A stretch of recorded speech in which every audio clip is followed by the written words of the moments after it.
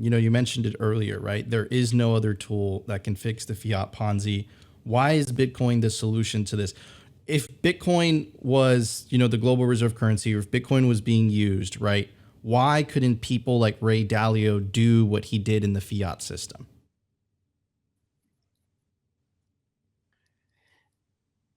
Okay, we have to be careful because Ray Dalio started his what's called risk parity way before Bitcoin was conceived. Okay, and Ray Dalio's strategy worked very well with all the available tools that were, that lived at the time.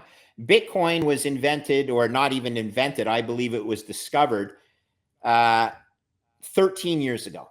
And it's grown to an asset size right now of slightly more than $350 billion. But to understand how insignificant that asset size is to a levered hedge fund like Bridgewater, it's not surprising that he can't use that tool. It's just too small. If he got into Bitcoin in any sort of size, he would dominate the market.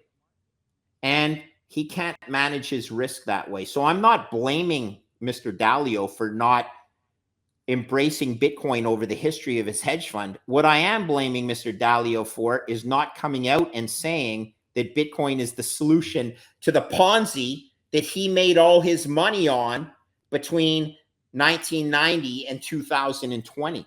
He knows the answer. He wrote a book on it. But there's certain people that are pulling his strings that say, well, Ray, come on. The fiat system is your lifeblood. You can't stab us in the heart after you've made a career on the fiat system. And perhaps that's sinking in. I'm just voicing my opinion that if he had a backbone, he would tell the truth. And I guess maybe as a naive Canadian, I would assume that there's a lot of people up here in Canada that would actually tell the truth. I would hope that there's that many in the United States that would tell the truth. I don't know if a lot of them live on Wall Street, but there's guys like Larry Lepard, who lives in Boston, that would tell the truth. Okay, so man, oh man, this is not easy for me to say this because I was in a somewhat similar position to Mr. Dalio. I never was nearly as successful as he was, but I did okay. I'm trying to make amends. I want this system to succeed because I believe it will ensure the continuity of the freedom of the United States for the generations of my children and my grandchildren. I don't hear him talking that way that often. He's looking in the rearview mirror. I prefer to look out the windshield and try and plan for a future for my kids. Jeff Booth is exactly the same way. Okay, we're trying to design a system that is beneficial regardless of class, the Cantillon effect, whatever you want to call it. It allows everybody in the world an equal shot at a store of value that is colorblind. It's, it is beautiful. It's agnostic to some of the real problems that we have in our social society right now. So it's not easy, Nico. You know it, right? I mean, I'm just very happy to be part of this community that's a bunch of do-gooders, okay? We're doing good by doing well.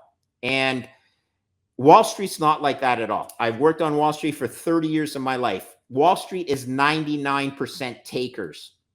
The Bitcoin community is 85% givers. That's a diametrically opposed community. I'm going with the givers. Okay? I want the givers to win because hope over evil. I want people to be given a fair shot regardless of where they started their lives. You don't have to be a silver spooner to succeed. You can succeed at the bottom of the privilege level, and that's an efficient market.